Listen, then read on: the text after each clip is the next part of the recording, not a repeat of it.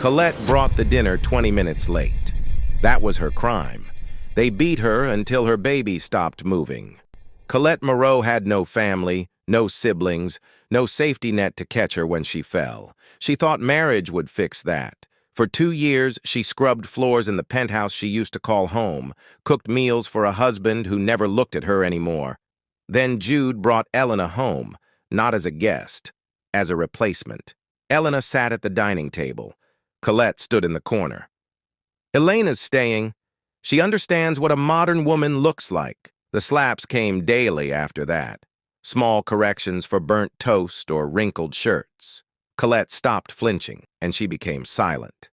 But before this story go any further, please take 1 second to like, subscribe, and tell us where you are watching from. She was 6 months pregnant. The dinner was late because Colette's hands had been shaking all day, cramping around the knife as she chopped vegetables. 20 minutes. That's all it was. You can't even do the one thing you're good for. Jude's fist came first. Elena's heel came second. They beat her on the marble floor she'd polished that morning, and somewhere between the 4th kick and the 8th, Colette felt something inside her stop. The baby stopped moving. Colette tried to curl into herself, but Elena grabbed her hair and yanked her head back. The chandelier above them swayed, casting fractured light across the marble. Jude didn't stop until his knuckles split. When Colette woke up on the side of the highway, her 2 garbage bags beside her, she didn't remember being dragged out of the house. She remembered the cold. A struggling nursing student found her at 3:47 in the morning, pulled over because she thought she saw an animal on the shoulder. The ambulance came 17 minutes later. The paramedics worked in silence, their hands moving faster than their faces could process what they were seeing. One of them, a woman with gray streaks in her hair, held Colette's hand during the ride. She didn't let go until they reached the hospital. The emergency C-section took 3 hours, but the baby had been gone long before the first incision. The surgeon, Dr. Rashid Chen, had delivered over 2,000 babies in his career. He'd never cried during a delivery. He cried that night.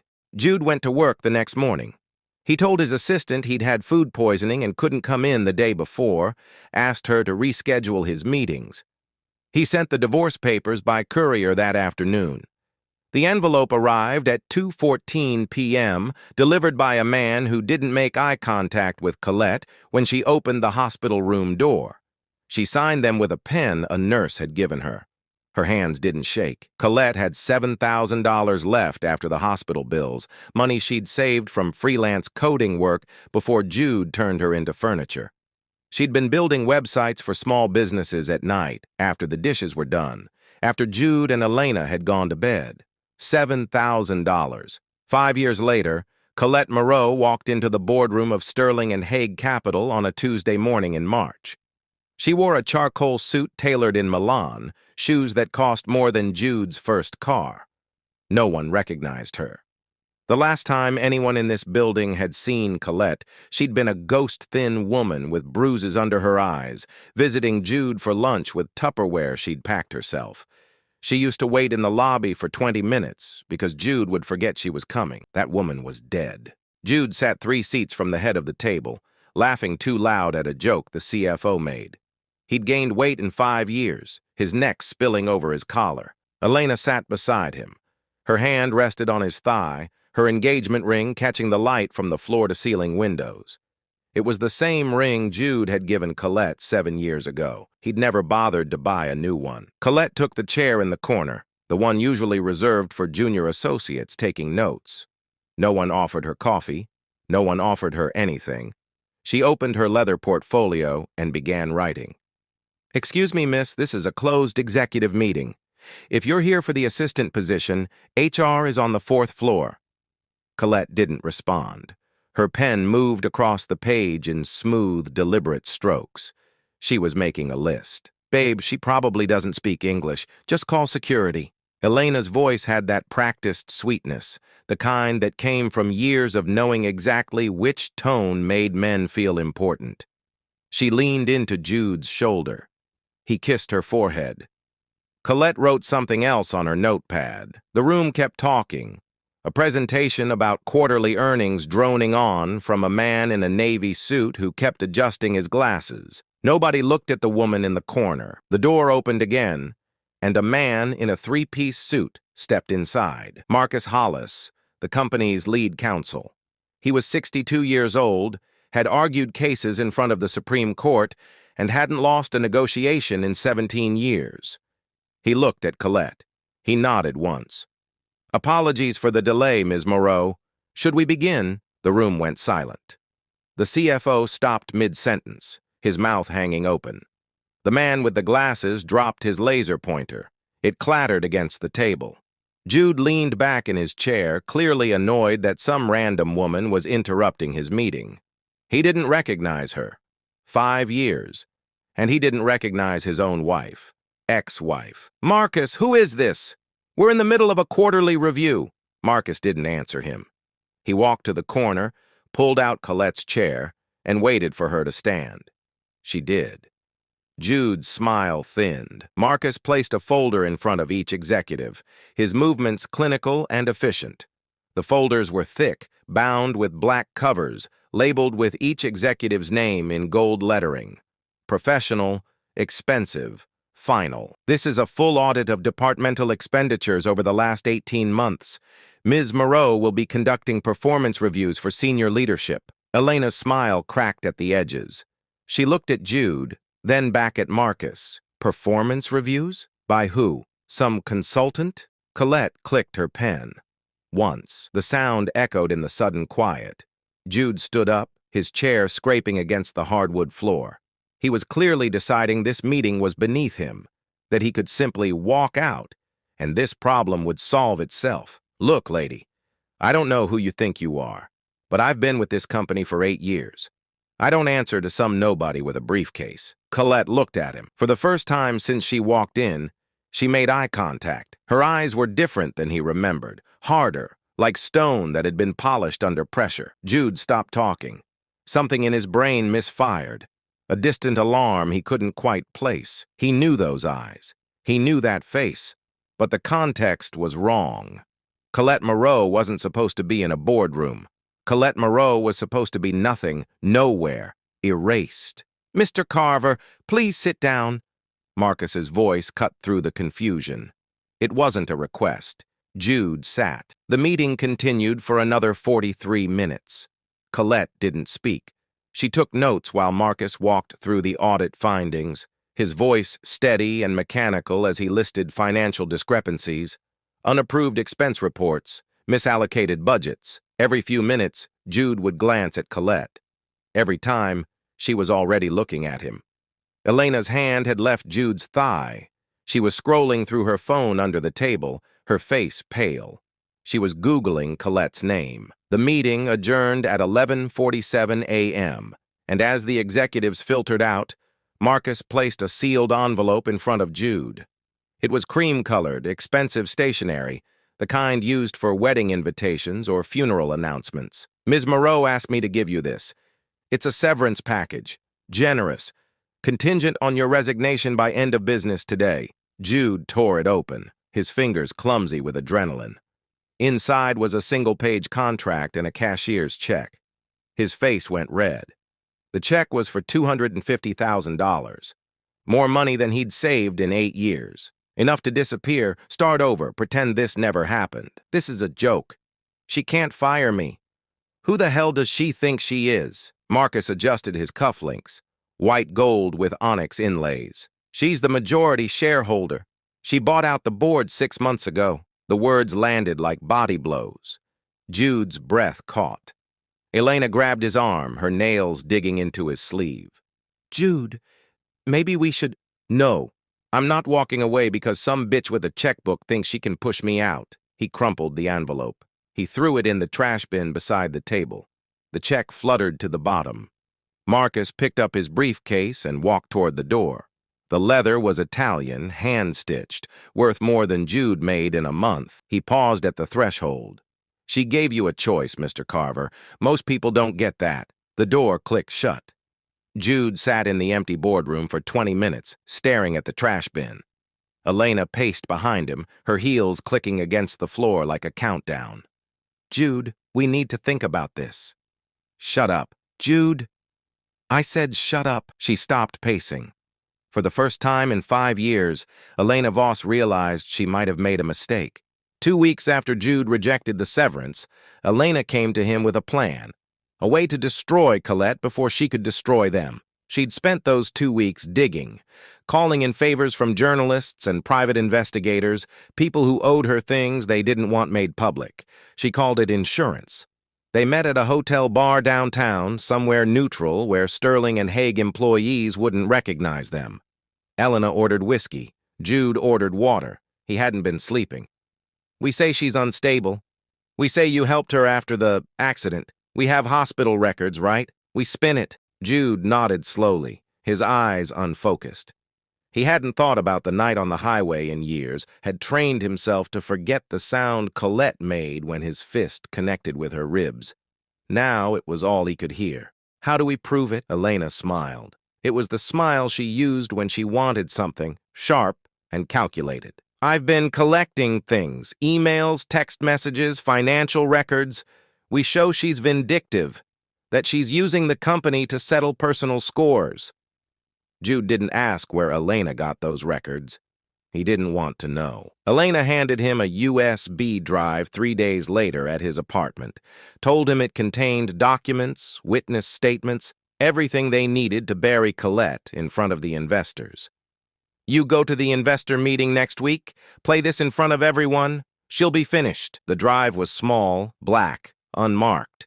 Jude held it like it might explode. What if it doesn't work? It'll work. Trust me. Jude slipped the drive into his pocket. Elena kissed him on the cheek, her lipstick leaving a mark he didn't bother to wipe off. She booked a flight to Luxembourg that night, first class, one way. She told Jude she was visiting her sister. Jude didn't know Elena's sister had been dead for 3 years.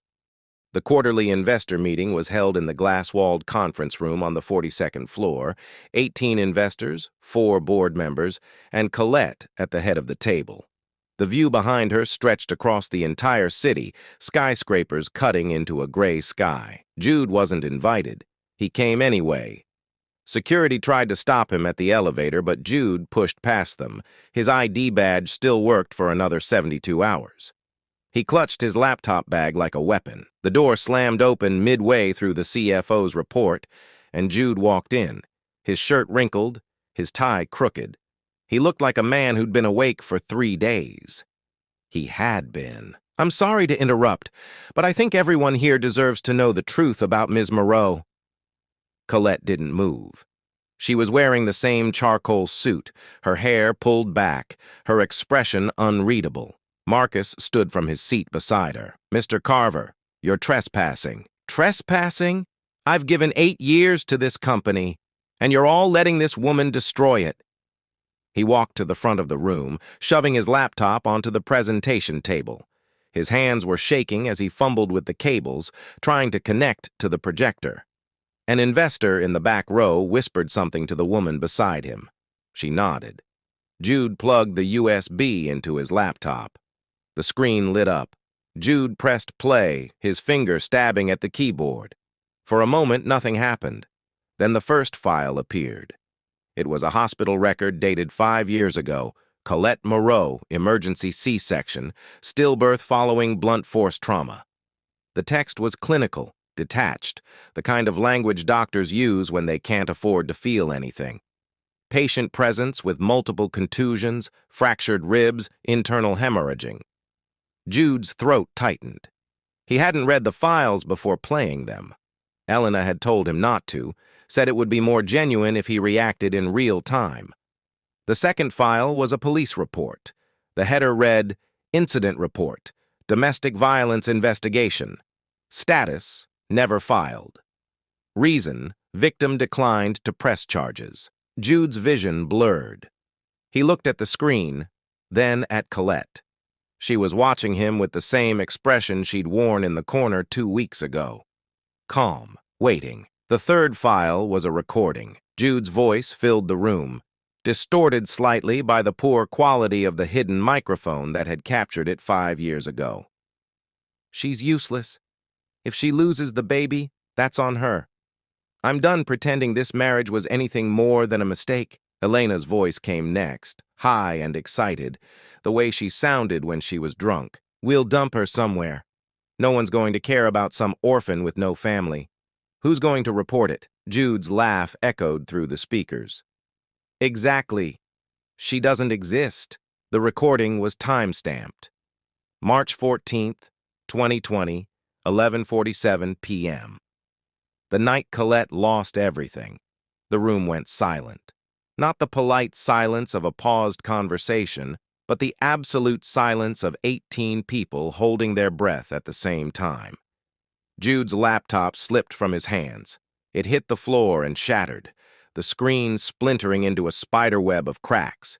His knees buckled. He grabbed the edge of the table to keep from falling, but his hands couldn't hold his weight. He sank to the floor, his back against the wall, his mouth opening and closing like he was trying to speak, but couldn't remember how. Marcus walked to the front of the room, his shoes clicking against the polished concrete. He stood beside Colette, his hands folded behind his back. For those unfamiliar, Ms. Colette Moreau is the majority shareholder of Sterling and Hague Capital. She purchased controlling interest 18 months ago using capital from Moreau Digital Systems, a software consulting firm she founded in 2021. He gestured to the screen where Jude's voice was still playing on loop. The files Mr. Carver just displayed were compiled by Elena Voss as leverage against him. Miss Voss intended to use these recordings to extort Mr. Carver and flee the country with approximately $1.2 million in jointly held assets. Marcus placed a document on the table. It was a printed email chain, time-stamped from earlier that morning. Ms. Voss was arrested at Luxembourg Airport 2 hours ago. Interpol is handling extradition for fraud, conspiracy to commit extortion, and accessory to assault. One of the investors, a woman in her 50s with silver hair, leaned forward. And the recordings? Are they admissible? Marcus nodded. They were obtained legally. Ms. Moreau had installed a security system in her residence 5 years ago after the first incident of domestic violence. The recordings were stored on a cloud server and provided to law enforcement in 2021 as part of a delayed criminal complaint. The woman sat back. Why delayed? Marcus looked at Colette. She nodded once. Because Ms. Moreau was building a case, not just against Mr. Carver, but against the structure that allowed him to operate without consequence. Jude tried to stand, but his legs wouldn't hold him. He looked at Colette, his eyes wet, his face the color of old paper.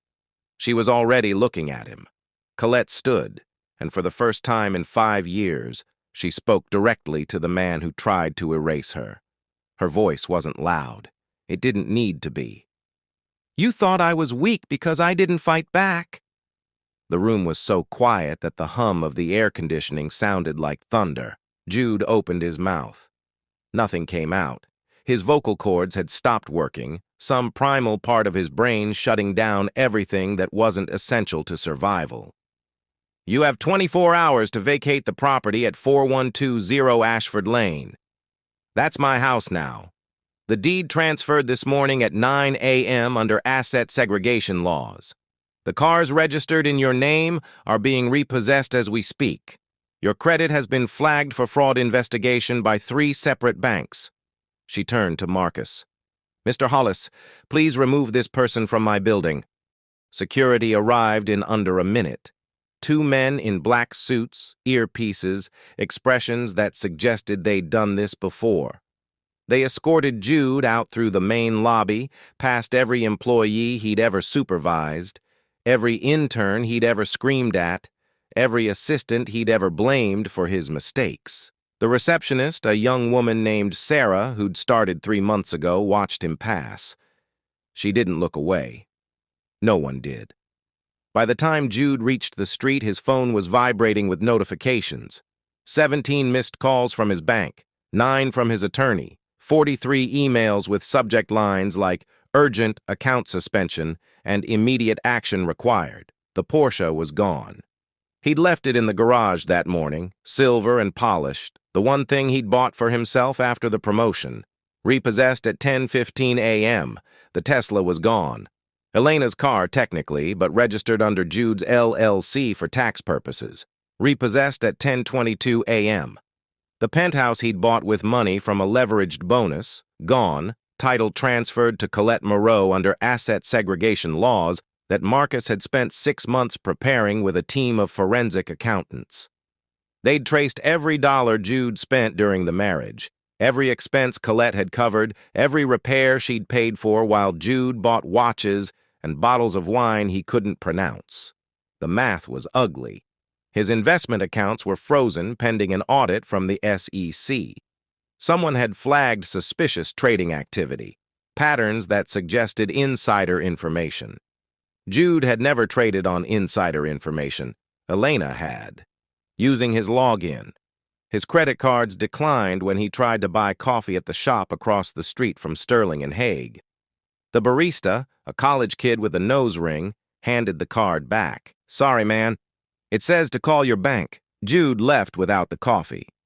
Every reference check from every firm he'd applied to for the next decade would route through Sterling and Hague's HR department. They had a file on Jude Carver, 873 pages long, compiled over 18 months by a team Marcus hired specifically for this purpose. It included emails Jude thought he'd deleted, text messages he thought were encrypted, recordings from meetings where he'd taken credit for other people's work, blamed failures on subordinates, lied to clients about timelines. None of it was illegal. All of it was disqualifying. Elena Voss sat in a holding cell in Luxembourg, scrolling through frozen bank accounts on a phone that would be confiscated in 6 hours. She'd planned to disappear. New name, new country, new life built on money she'd siphoned from Jude's accounts over the last 2 years. She'd been so careful. Colette had been more careful. The money Elena thought she'd stolen had been flagged the moment it moved, tracked through shell companies that Marcus had embedded surveillance on 9 months ago. Every transfer, every wire, every currency exchange, logged, documented, reported to the appropriate authorities. Elena had betrayed Jude. Colette had let her. Because watching Jude get destroyed by the woman he'd replaced Colette with was more satisfying than doing it herself. Jude sat on the curb outside Sterling and Hague for 3 hours, waiting for Elena to answer her phone. He called 16 times. Each call went to voicemail after 2 rings. Her outgoing message was cheerful, professional. "Hi, you've reached Elena Voss. I'm currently unavailable, but leave a message and I'll get back to you as soon as possible." She wouldn't. A notification popped up on his screen at 4:37 p.m., an email from Marcus Hollis with an attachment labeled Final Summary. The subject line was blank. Jude opened it. The document was clinical, cold. 22 pages of itemized destruction, each line a surgical cut. Primary residence, 4120 Ashford Lane, transferred to Colette Moreau, March 15, 2025. Vehicle 1, 2023. Porsche 911, repossessed, March 15, 2025, 10:15 a.m. Vehicle 2, 2024, Tesla Model S, repossessed, March 15, 2025, 10:22 a.m. Investment account, Schwab, frozen pending SEC investigation. Credit line, Chase, suspended due to fraud alert. Credit line, American Express, closed by issuer. Professional references flagged in industry database for ethics violations. The list went on. Every asset, every account, every professional contact, gone, frozen, or poisoned. At the bottom was a single line, separate from the rest. You were given a choice. You chose pride. It wasn't signed. It didn't need to be.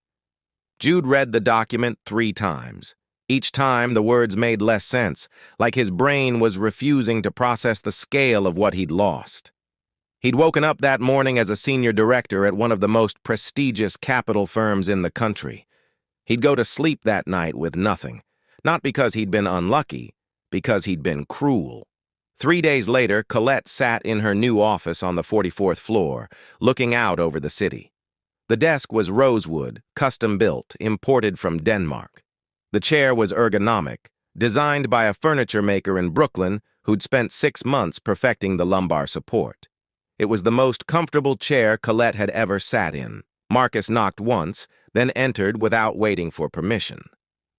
He was holding a folder, thinner than the others, marked with a red tab. Carver's attorneys are asking for a settlement meeting. Colette didn't turn around. The city stretched out below her, millions of people moving through their lives unaware that in this one office, a man's entire existence had been erased. "Tell them I'm not interested in his money." Marcus set the folder on her desk. "For what it's worth, you gave him more mercy than I would have." Colette finally looked at him. Marcus had been her attorney for 4 years, hired the moment she had enough capital to afford someone of his caliber. He'd never asked why she wanted to buy Sterling and Haig. He'd just done it. He understood. He'd spent 30 years in corporate law, watched powerful men ruin themselves because they couldn't imagine a world where they weren't the most important person in the room. The severance was real, wasn't it? Colette smiled, the first genuine smile Marcus had seen from her. Yes. If he'd taken it, I would have honored it. He could have walked away with $250,000 and disappeared, started over somewhere no one knew his name. But he didn't. No. He thought I was bluffing. He thought I was still the woman he left on the highway. Marcus picked up his briefcase. "What happens now?" Colette turned back to the window. "Now? Nothing. He's not my problem anymore." Jude Carver spent the next year in a studio apartment in Cleveland, a city he'd never visited before, working contract jobs for companies that paid in net 30 invoices. He was 43 years old and starting over as a junior analyst, reporting to managers half his age. He told people his career had been derailed by a corrupt executive who couldn't handle his success. He said he was the victim of a witch hunt, that powerful people had conspired against him because he'd threatened their control. No one believed him. They'd Google his name and find articles about the Sterling and Haig scandal, the executive fired for domestic violence, the mistress arrested for fraud. They'd read the comment sections where strangers debated whether Jude deserved worse. Most agreed he did. At night, Jude replayed the moment in the boardroom, the moment he pressed play, the moment he destroyed himself. He'd watched the recording so many times he could recite it from memory.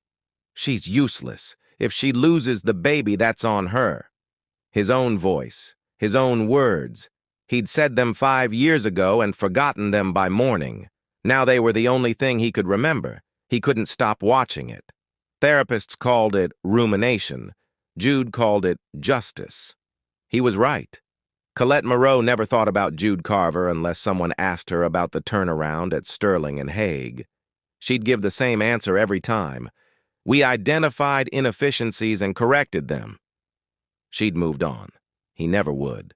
Some people spend their entire lives confusing cruelty with power. Jude spent his proving the difference. He'd thought violence made him strong, thought erasing someone weaker than him would elevate his status. He'd been wrong. Colette gave him a choice. Walk away with dignity or stay and face the audit. He chose pride, and pride chose his ruin.